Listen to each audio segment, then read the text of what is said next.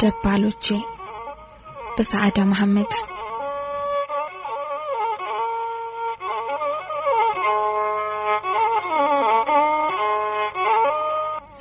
የመንደራችን ውሾች ሲጮሁ ይሰማኛል። አልፎ አልፎ ከድልድዩ ስር ብቅ የሚሉት ጅቦችም አስፈሪ ጩኸታቸውን በየደቂቃው ልዩነት ያሰማሉ። ዛሬ ምን እንደታያቸው እንጃ። ለወትሮ ከሁለትና ከሶስት ጊዜ በላይ ድምጻቸውን ሰምቼም አላውቅም።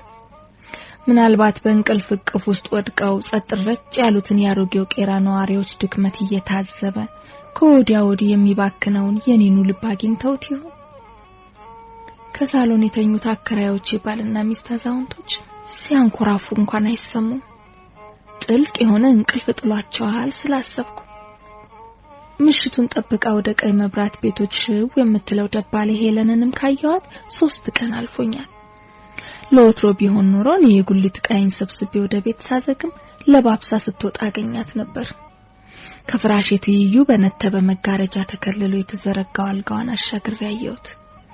የልብስ ሻንጣው እጀታ ከሚፈረፈረው ግድግዳ ተንጠልጥሎ ይታያል። የእንጀራ መሶቧ አልጋውን ፈንጠር ብሎ ወደ ጥቁርነት ከተለወጠ የሳጠራ ጠረጴዛ ላይ ተቀምጧል። የመሶቧ አፋፍ ባይጦች ተገማምጦ ቅርጽ የለሽ ክፍተት አበጅቷል። የኔም የእንጀራ መሶብ የምትመስለው ልክ እሱ ነው። አንዲት አይጥ በተገመጠው የመሶብ ቀዳዳ ሾልካ ስትወጣየዋት ሂድ አልኩ በድንጋጤ። ጩኸቴ ላይጧ ቆመም የሰጣት አይመስልም። የሄለንን የቀይ ጤፍ እንጀራ ጠግባለች። እየተጀነነች ወደ ጉድጓዷ ገባች። ደረቅ አልኳት። ሁሌም ከጉልት መደቤ ተነስቼ ወደ ቤቴ ስገባ ማሐረቤ ቋጠረችልኝን ሳንቲም ሸራርፍና ራቴን ቀምሳለሁ። ከዚያም ባይጦች ተቦርቡራ ጨርቅና ጨርቋ ሊጋጠም ከደረሰች ፍራሼ ይጋደማለሁ። እንቅልፌን ያባበልኩ ችግሬን ያመነሸኩ ሌሊቱ እስኪጋመስ የሄለንን መሶብ አይጦች ሲቀራመቱ ተመለከታለሁ። የኔዋ መሶብ ሌት እንደማትደፈረው ሁሉ ቀን ቀን ደግሞ የሄለን መሶብ አይነካም። ቀን ቤት ስለምትውል አይጦቹን ታባረር ከሆነ እንቅልፍ ወደኔ ማዝገብ ጀምሯል። አይኖቼ ክፍት ክድን ይላሉ። ሄለን ለምን 3 ቀን ሙሉ እንደጠፋች እንቅልፍ በተጫነ መንፈስ አሰላስል ነበር። መልስ ለማግኘት ግን አልደከምኩም። ደባሌን ስለማልቀርባት አከራረሟን አልጠይቃትም። እሷም አትነግረኝም። ሊወድቅ ከደረስ ያዛውንቶቹ የዘመመ 2 ክፍል ቤት አንዱን ተከራይቼ ለመኖር ስመጣ ከኔ ቀድማ ሄለን 2 ወር በቤቱ ትኖር ነበር። የሷ ደባል ሆኜ እንደምገባ ሲነገረኝ ተስማማሁ። ግን ይሄ ደባል የሚሉት ነገር እጅጅ ብሎኛል። ወደዚህ ቤት ከመምጣቴ በፊት ብዙ ቤቶችን ከደባል ጋር ሳልስማማ እየቀረው ቀያይሬያለሁ። አዋሬ ሳለው የተከራየሁትን ቤት የለቀኩት ደባሌ ላይ የሰፈረው ውቃቤ በሌሊት አቋርጦ አስደንግጦኝ ነው። ውቃቤው ዘግኖ ሳያት አብሬያት መኖር እንደምችል ገምቼ ነበር። ግን በየጊዜው እጣን እያስጨሰ ቄጤማ ያስጎዘጎዘ ስለሚያስጓራት ከዚያ ቤት መዝለቂያ በቃ። ሌላኛዋ ደባሌ ደግሞ የቻመል ነበረባት። ሁሌም የምትሰርቀኝ ጉልት የሚቸረችረውን ሽንኩርትና ድንች በመሆኑ በደቃቃ ንግድ ያዋጠኝን ኪሳራ ሽሽት ቤት ቀየሩ። ሶስተኛዋ ደባሌ የመንደሩን ህፃናት ቤት ውስጥ ሰብስባ የማጫወት ልምድ ነበራት። ማታ ወደ ቤቴ ስመለስ ፍራሼ ላይ ሳይቀር የጭቃ ቂጣ ወይም በጭቃ ተድቦልቡሎ የተሰራ አሻንጉሊት ቤቱን አጨመላልቆ አገኛለሁ። ያለኔ ተጨማሪ ስራ ነበርና ወደ ሌላ ቤት ለመዘዋወር ተገደድኩ። ወደዚህ ቤት ከመምጣቴ በፊት የአንዱን አናጢ ቤት ከአንዲት ሴት ጋር ተዳብዬ ኖር ነበር። በመሃላችን ስምምነት ተፈጥሮ አያውቅም። የፋብሪካ ሰራተኛ የሆነችው ደባሌ እኔ ከጉልት ችርቻሮዬ እስከመለስ ጧት ቀድቼ ያስቀመጥኩትን ውሃ ከስራዋ እንደመጣች ለራሷ ጣጣ ታውልና ባዶን ስራ ታስቀምጥልኛለች። ማታ ስመጣ ራት የምሰራበት፣ ቡና የማፈላበት፣ እግሬን የምለቃለቅበት የሚጠጣ እንኳን ሳይቀር እንጥፍጣፊ ውሃ አላገኝም። ለወር ይሆነኛል በያስፈጭቼ ያስቀመጥኩት ጤፍ በ15 ቀን ተሟጣ አገኝና ማን ተጠቀመ ውላለሁ። የኔማ ቤት እኔ እኮ ደሞዝተኛ ነኝ። ያንቺን በችርቻሮ የተገዛ ጤፍ የምሻማበት ምክንያት የለኝም። ይህን ቁጣ የተቀላቀለበትን መልሷን እንደሰማሁ ዝምታን መርጣለሁ። ሆኖም ቡና ላፈላ ብረት ምጣዴን ስፈልግ የቀይ ጤፍ ቂጣ ተጋግሮባት ላዩ ላይ ከቀረው ፍቅፋቂ ጋር አገኛታለሁ። ይሄው ምጣዴ ላይ የጤፍ ቂጣ ተጋግሮበታል ስል አከራይሽ አናጢውን ጠይቂው፣ ምናልባት ከመዶሻና ምስማር ጋር ሲታገል ውሎ ርቦት ነክቶብሽ ይሆናል እባላለሁ። ከዝምታ ሌላ የማደርገው ነገር አልነበረኝም። አንድ ለቲባስ ብላ ትራሴን ቀዳዳ ጥጥ ቀንሰው ወሰደችብኝ። ገፍ ሲያደርገኝ አሁን ካለሁበት ቤት ገባሁ። መቼም ያለ ደባል አልችልምና ከሄለን ጋር ተዳብዬ ለመኖር ጓዜን ጠቅልዬ ገባሁ። ይችኛይቱ እስከዛሬ ከገጠሙኝ ደባሎቼ ሳትሻላት ቀርብ ያስብያለሁ። ከሷ ጋር መኖር ከጀመርኩ 4 ወር ሆነ። እስካሁን ምንም ያስቀየመኝ ሁኔታ አልተፈጠረም። ወደ ጓሮ የሚያስወጣው የክፍላችን በር በቀስታ ተንኳኳ። ቀልቤ ግፍፍ አለ። ሰዓት ቢኖረኝ ተመኘሁ። ስንት ሰዓት እንደሆነ ማወቅ አስፈለገኝ። ኳ ኳ ኳ ማን ነው አልኩ። ጭላንጭል የጨረቃ ብርሃን በሚያሾልቁት የበሩ ስንጥቆች ባንዱ እኔ ነኝ ግፈኝ የሚል ሾካካ ድምጽ ሰማሁ። ልቤ ከተቀረቀረችበት ጉሮሮዬ ለሸሽ ብላ ስትወርድ ይታወቀኛል። ያረጀ ብርድ ልብሴን ተከናነብኩና ከመኝታዬ አንድ እርምጃ እንኳን ወደማይቀርበው በር ሄጄ ከፈትኩት። ሄለን በበሩ ትይዩ እንደቆመች በመጠጥ በተበረዘ ትንፋሽ የታጀበ ፈገግታ አሳየች። ቀጭን ሰውነቷን በስስ ቀሚስ አጋልጠዋለች። አጭር ቁመቷን ረጅም ተረከዝ ባለው ጫማ ልታግዘው ጥራለች። ሳያት በጭካኔ የሚፎልለው የሌሊት ቀዝቃዛ ንፋስ አንጀርጅሮ የሚጥላት መሰለኝ። ገቤ አልኳት በሐዘኔታ። እሺ ቆመች። ምን ነካት? ደግማ በስካር የለዘዘ ፈገግታ አሳየችኝ። ምን ነው ግቢና በሩን ልዝጋው። ወደ መኝታሽ ሂጂ እኔ ከብቼ ዘጋዋለሁ። መልሳም የተጎላደፈ ምላሷን ማበሳጩ ጠንባራ ሰካራ። በሆዴ ስድብኳትና ወደ መኝታዬ ተመልሼ ተጠቅልየተኛው። ከብርድ ልብሴ ስር አይኖቼን ጠበብ አድርጌ ስለደባል ያሰብኩ። ዛሬ እንዴት በኩል ሌሊት ቤቷ ልታድር መጣች? የሚያሳድራት አላገኘችው? አይሄዳ ነገር እግሩን ሲለው አናቱን ሲለው እግሩን የማጣት ብርድ ያኝኳል። የገበያ ዘር ሞቶባት ስራ ጀርባውን ሰጥቷት ይሆናል። ወደ ህይወት ጥግ ሄዶ መቆሸሹም ስራ ከሆነ የሚንጎዳጎድ ነገር ተሰማኝ። ሄለን እደጅ መገተሩ በቅቷት ገብታለች ማለት ነው። የላይኛው ማጠፊያ ብቻ የደገፈው በር ተንቋቋ። እባክሽ ቀስ አርገሽ ሲገኝ እያለ ሄለንን የሚማጸናት መሰለኝ። አዘንኩላት። ልክ ሊፈርስ እንደዘመመው ቤት ችግርና እርጅና ነኳክቶታል። የቤቱ ባለቤቶች የሚመስሉትም ቤታቸውን ነው። ቤቱም እነሱን ይመስላል። በውስጥ ያሉት ቁሳቁሶችም ከሰዎቹ ጋር አብረው ያረጁ ናቸው። ችጋርና እርጅና እጅ ለእጅ ተቆላልፎ የሚያንቋርሩበት የጨለማ ገደል የጎረሰን መስሎ ታየ። ያሮጊቷ የልብስ ሳጥን በአይኔ ውል አለ። ክዳን የለውም። የሚጠግነው ያጣው ክዳንም ጠፍቷል። አሊያም አሮጊቷ አቃጥለውታል። እሳቸውማ አንዳንዴ ጥጥ የሚያስፈትላቸው ጋቢ የሚያስቋጫቸው ደንበኛ ሲያጡ ገበያው አንቅሮ ሲተፋቸው ደና ያሉትን የቤት ዕቃ በየመንደሩ አዙረው ይሸጡና የራሳቸውንም የባላቸውንም ረሃብ ድል ይመታሉ። ነገም ተነጎዲያም ረሃብ ይመጣል። ገበያ ይሞታል፣ ዕቃ ይሸጣል፣ ረሃብ ይገደላል። ግን ተቀብሮ አይቀርም። አፈሩን አራግፎ ደግሞ ያጓራል። በመሃንነት ባዶ ቤታቸውን ታቀፈው ከነንብረታቸው ላረጁት ባልና ሚስት በተሰማኝ ሐዘን ከንፈሬን መጠጥኩ። ግን እኔስ ማን ነኝ? እንደነሱ ባላረጅም ሊፈርስ እንደዘመመው ቤታቸው ድህነት ሊያንጋልለኝ ነው። በልጅነት ከሀገሬ ወጥቼ ስማስን መኖሬን መቻጣውት። ታዲያ ለራሴ ከንፈሬን የማልመጣው ለምንድን ነው? ከንፈሬን መጠጥኩ ለራሴ። ሄለንም ብትሆን እኮ ታሳዝናለች።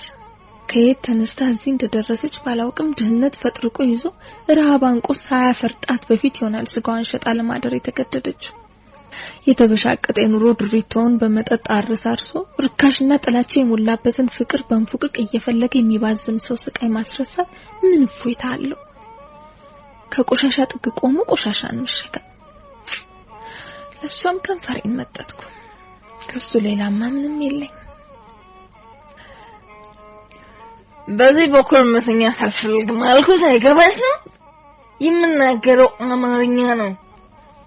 ጎርናና የወንድ ድምጽ በክፍል ውስጥ ሲደነፋ ተሰማኝ። በግርጌ ከሽፍንፍን የወጣውና ጨለም ያለውን ክፍል ቃኘሁት። ድምጽ የመጣው ከመጋረጃው ጀርባ ነው። ከሄለን ቀሄ ግድግዳው ተበስቶ ለሳሎንና ለጓዳ እንድታበራ የተንጠለጠለችው አምፖል መደብዘዟ ሳያንስ የእንግዳውን ክስተት እንዳላይ መጋረጃው ከልሎኛል። እሺ ከተናገር ሄለን በዚያ ድምጿ ተንሿኳች። ብጮስ ገንዘቤ ነው ላባይ። ኧረ እባክህ አንተ ሰውዬ ባለቤቶቹን ትቀዘቅዛለህ። እኔ አልታየውሽም ማለት ነው አልኩ በሆዴ። ዳሩ ደባልኝ። ለሷም ቤቷ ለኔም ቤቴ። ታዲያ ምን አገባኝ? የኛን ትርክ ማዳመጥ ከፈለጉ ይቀስቀሱ። ለሰዎች ጆሮ ቅርብ የሚሆነው ፍቅር ሳይሆን ጥላቻ ነው። ሁሌም ሰዎች ትኩረትን መሳብ የሚችሉ ክፍት ስቅታ አቋረጠው። እባክህ እንግዲህ እሺ መምጣቴን ካወቁ ቤቱን ያስለቅቁኛል። ስማሽኔ ማን ስሚኔ ማነስ ፍቅርታ የኔ መሬት ልብልቴው የሚገባው ነገር በዛሬው ሌሊት ይሄ ክፍል አልከብና አንቺ የኔ መሆናችሁን ነው። የአልጋ ኪራይ ተቀብለሽ ለምን ላይ ጸጥታ ሰፈነ። ተቀብለሻል ወይስ አልተቀበልሽም? ተቀብያለሁ። ታዲያ ብጮህ ብስል ምን ያገባሽ? ቸኮብሽ እንዴ?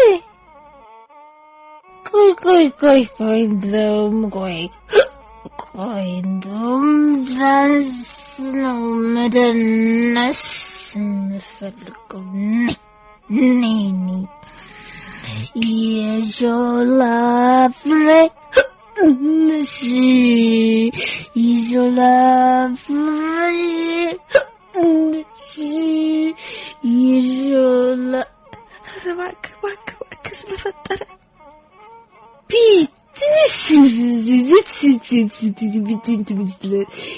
ቦታ ቀይሪ። እሺ ጸጥታ ሆነ። አልጋዋ ቃተተች። ጉድ ፈላ። ሄለን እንግዳ ይዛ መታለች ማለት ነው። እግዚኦ! አሁንስ ምን ፈረደብኝ? ይቺ ደግሞ ወንዶቿን እያስከተለች እየመጣች ጉድ ልትሰራኝ ነው። ድምጻቸው በሽክሽክታ ይሰማል። ትግል ጀመሩ መሰል። አልጋዋ አቅራራች። ጆሮዬ በሚሰማው ነገር እንዳይረብሸኝ አልኩና በእጄ ጥርቅም አደረኩት። ለፖሊስ ጋራዥ ጀርባውን የሰጠው ቤታችን ከጉልትቱ ይዩ ይገኛል። ማልደ መደቦቻቸው ላይ የሰፈሩ ሴቶች ጫጫታ ከእንቅልፍ ያነቃኝ። መንጋቱ ነበር። በጥልፍ ያተነሳውና የጉልት ቃይን ሰብስቤ ወጣው። ሄለንና የሌሊቱ እንግዳ ሲያንኮራፉ ሰምቻለሁ። ሲነታረኩና ደግሞም ሲፋቀሩ ያሳለፉትን ሌሊት ለነሱ መርቄ ለራሴ ረገምኩት። ጉልት ስደርስ በዳር በኩል ያለች የማትደፈር ቦታ የኔን በናፍቆት ስትጠብቀኝ አገኘዋት። ላስቲኬን ዘረጋውና ሽንኩርትና ድንቼን መደብኩ። የገበያ መቀዝቀዝ ሐዘን አጭሮብኛል። የቤት ኪራይ እየደረሰብኝ ነው። ኮንጎይም አልቃለች። ድንገት አይኑን ከጫማ ያሳረፈ ሰው የተጠላለፈ ጅማት ክር እንጂ የላስቲክ ጫማ የተጫማው አይመስለውም። አፌ እህል ያደረኩት የምሳ ሰዓት ካለፈ በኋላ ነው። ለነገሩማ ሆዴን እንዳይርበው እንጂ እህል የምሳና የቁርስ ግጋትን አክብሮለት አያውቅም። ፀሐይ የመጨረሻ ጭራዋን ካድማሱ ጀርባ ስትሸሽግ ቀኑን ሙሉ የተሸጠችልኝን የ75 ሳንቲም ድንችና የ10 ሳንቲም አሪቲ ብቻ እንደሆነ ተረዳው። እቃዬን ሰብስቤ ወደ ቤት ሄድኩ። አሮጊቷ በውስጡ በተሰገሰጉት ቆሻሻ ነጭነቱ ተነጥቶ ያደፈ ጥጥ እየፈለቀቁ ስፌድ ላይ ያስቀምጣሉ። እንዴት አመሹ ማማ አልኳቸው። እርጅና ሊያጠፋቸው የተቃረቡትን ትናንሽ አይኖቻቸውን አጨናቅሮ ያዩኝ እግዚአብሔር አይክፋው እስኪ ያብና ካለሽ ስዳቂብኝ አሉኝ። የለኝም ልላቸው ወኔ ያጣው። አንድ ብር ያልደፈነችው የቀን ገቢዬን አሰብኳት። አሮጊቷን አስተዋልኳቸው። የጠማቸውን ቡና ሳይጠጡ ቢያድሩ ራስ ምታት ይዟቸው የሚሄድ መሰለኝ። 50 ሳንቲም ሰጠኋቸውና ወደ ማደሪያ የገባው። ፍራሽን ጧት ትቻት እንደወጣው ተዝረክርካ አገኘኋት። በረገጡት ቁጥር ከሚፈረፈረው ወለል ጥጥ ተበታትኗል። ቀን መውጣቴን አድፍጠው ጠብቀው ፍራሽን ሲዘርፉ የሚውሉት አይጦች ስራ መሆኑ ገብቶኛል። ያገኘሁትን ለቃቅሜ ለተመናመነችው ፍራሽ ያጎረስኳት። ምሽቱ ላይን ሲይዝ ወደ ፖሊስ ጋር ጀርባ ጎራ አልኩ። የሰፈራችን ነዋሪዎች የሚጸዳዱት እዛ ነበር። አብዛኛዎቹ ቤቶች መጸዳጃ እንደሌላቸው ሁሉ የኛውን ቤት አልነበረውም። የራቴ ነገር አሳሳቢ ነበር። መሶቤ እኔና አይጦቹ ካራቆትናት ውላ አድራለች። አንድ ሽልጦ በውሃ ወራርቼ ተጋደምኩ። ሌሊቱ ገስግሶ ይሆናል። ሰዓት ስለሌለኝ ላውቅ አልችልም። የትላንትናውን የመሰለ የበር ኳኳታ ተሰማኝ። የሄለን ድምጽም ክፈች አለኝ። ከፈትኩት። ሰው ስለማስከተሏ ግድ አልነበረኝ። እንዳለፈው ሌሊትም ግቢ አላልኳትም። እንቅልፍ በተጫነው እርምጃ ወደ መኝታዬ ተመለስኩ። እነሱ ሲንጎዳጎዱ በስሱ እየሰማው ድብት ያለ ውሳኔ ለመወሰን ጣርኩ። ቤት መቀየር አለብኝ። እንቅልፌ ከውሳኔ ነጥቆ ወሰደኝ። ከነተበች ብርድ ልብሴ ስር አልፎ ሞቃት አካል ገላዬን ነካኝ። አይጦቹ ሁሌም እንዲያደርጉኛል። ብርድ ልብሴን ከላይ ገፈፍኩና ተነሳሁ። በላብ የወረዛ ጥቁር ፊት አየሁ። ግዙፍ ሰውነቱን ከፍራሽ አጠገብ ተከምሮ ተመለከትኩ። ተንፋሹ ይጋረፋል። ትላልቅና ቢጫ ጥርሶቹ ጎልተው ይታያሉ። ከፍ ዝቅ የሚለው ሰፊ አፍንጫውና ግንባሩ በፈንጣጣ ጠባሳ መወረሩን ልብ አልኩ። እመቤት ፍራሽ ሸልካራው ነው። ደካማና ቅብብ የሚል ድምጽ አለው።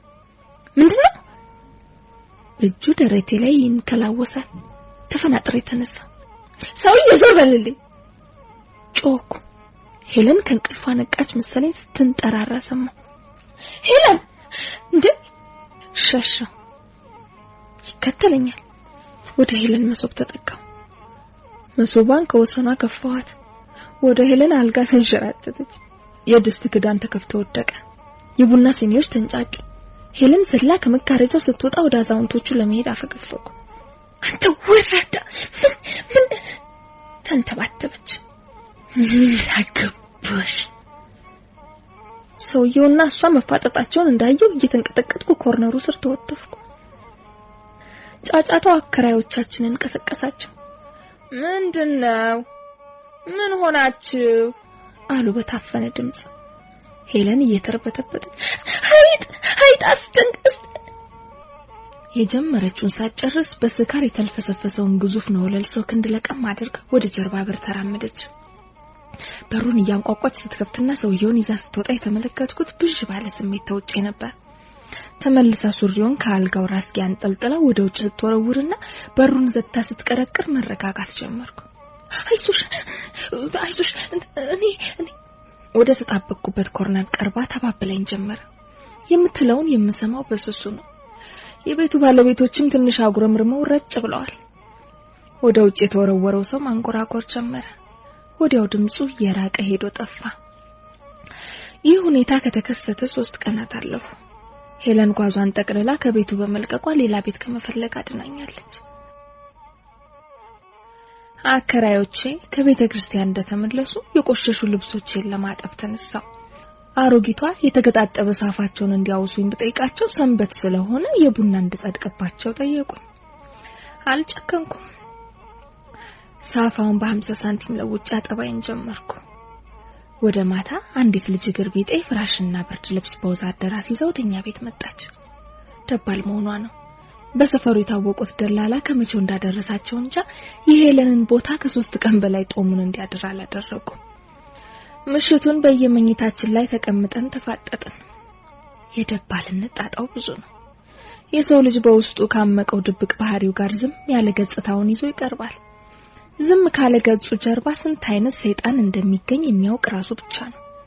ቡና አፍልቼ አብራኝ እንድትጠጣ ባደርግም ይህ ብቻውን ለማለማመድ በቂ አልነበረም። ከገጽታዋ የሚነበብ ነገር እንዳለ አልኩና ተኮርኩባት። የፊቷ ቆዳ ቅላት አይንስባል። አንዳችም ነቁጥ ከቆዳዋ አላረፈም። አይኖቿ ውስጥ የደበዘዘ ተስፋ ሲንከላወስ ታየ።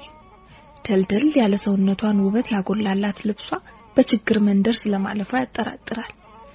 በረካውን የቀመሰችበትን ስኒ ስትመልስልኝ የመዳፏን ትንቡክ ማለት አስተዋልኩ። ቀስ ብዬ ራሴን መዳፍ አየሁ። የተሰነጣጠቀ ቆዳዬ ቆርፍዷል። ማነች አልኩ ለራሴ። ለምን ወዲህ መጣች? ለስላሳው ጠጉሯ በሻሽ ቢሸፈንም ወደ ግንባሯ የተደፉትን ዘለላዎች ተመልክቶ ውብ ጸጉር እንዳላት መረዳት አያዳግትም። ፖሊስ ጋራዥን ከዚህ ቀደም ኖርሽበታል አልኳት ድንገት በይበይ ሲለኝ። አላውቀውም። መልሷ አጭር ሆነብኝ።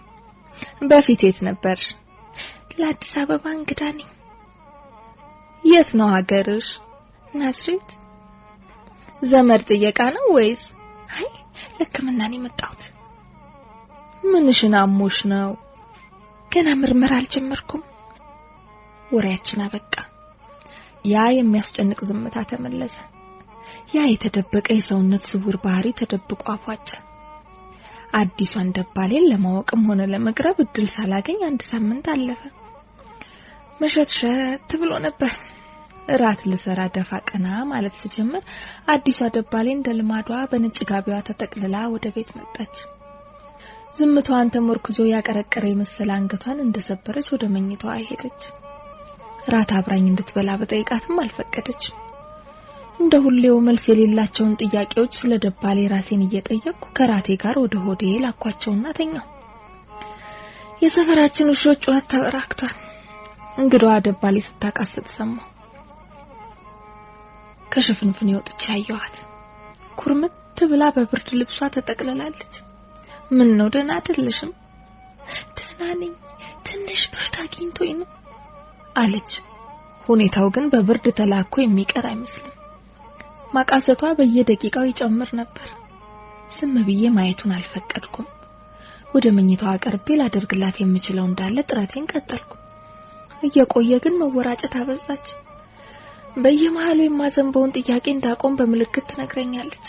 ንጋት ጨለማን ድል ሊመታ ሲገሰግስ እሷ ከመጮህ የማይተናነስ ማቃሰቷን ስታስነካው እኔ ያለምንም ንግግር አጠገቧ ስጉላላ ድንገት መጣ መጣ መጣ ስትል ጮኸች። ግራ ተጋባሁ። መጣ እጄን ያዢ ያስኳት። እየጮኸች ተንጋለለች። እግሮቿ ፈርከክ ሲሉ አንዳች ነገር ከቀሚሷ ስር ሲወረወር አንድ ሆነ። ያምላክ ያለ እጅግ በጣም ትንሽ የሰው ፍጡር በድኑ ፍራሿ ላይ ተንደባሏል። ምን አርገሽ ነው? ጮኩ። አስወርጄ በረጋና በቀዘቀዘ መንፈስ መለሰችልኝ። ለመጀመሪያ ጊዜ ያገኘሁት ድብቅ ባህሪዋ ነበር። ምን? የስንት ወር? የ5 ንግግሯን አቋርጣ በድንጋጤ ደርቀው ሳሎን መግቢያ ላይ የቆሙትን አከራያችንን በአይኗ አሳየችኝ። ያሮጊቷ የተሸበሸበ የፊት ቆዳ ይበልጥ ተጨራምቶ ታየ። በሹክሹክታ እንዲቀርቡ ጠራኋቸው። እየተርበተበቱ ተጠጉ። ምንድነው ልጄ አሉ። ጽንስ ተጨናግፎባታል እርዱኝ አልኳቸው። ድንጋጤያቸው ጨመረ። የእንግዲህ ልጁን ከእናቲቱ ማህፀን ለማውጣት ተጣደፉ። ይህንንም ለማድረግ ደባሌን በጀርባዋ ዙሬ መሸከምና ወዝውዤ በቁሟ መልቀቅ ነበረብኝ። ሁሉንም ተገላገለች። እኔና አሮጊቷ ፀሐይ ሳትወጣ ሁሉንም ነገር አፈር ለማልበስ ወደ ጓሮ ወጣን። አሮጊቷ የተጨናገፈውን ፍጡር የቀኝ እጅ አዩና አየሽ 6 ጣቶች ነበሩት። እንዲህ ያለው ልጅ በጤና ቢወለድ እድላም ነበር አሉኝ። እኔ ግን የማስበው ለዚህ ወር ኪራይ የከፈልኩት ገንዘብ እስኪያልቅ ሌላ ቤት መፈለግ እንዳለብኝ ነው። አሁንም ከደባል ጋር አቅሜ እንደማይችል ነግሬያችሁ የለ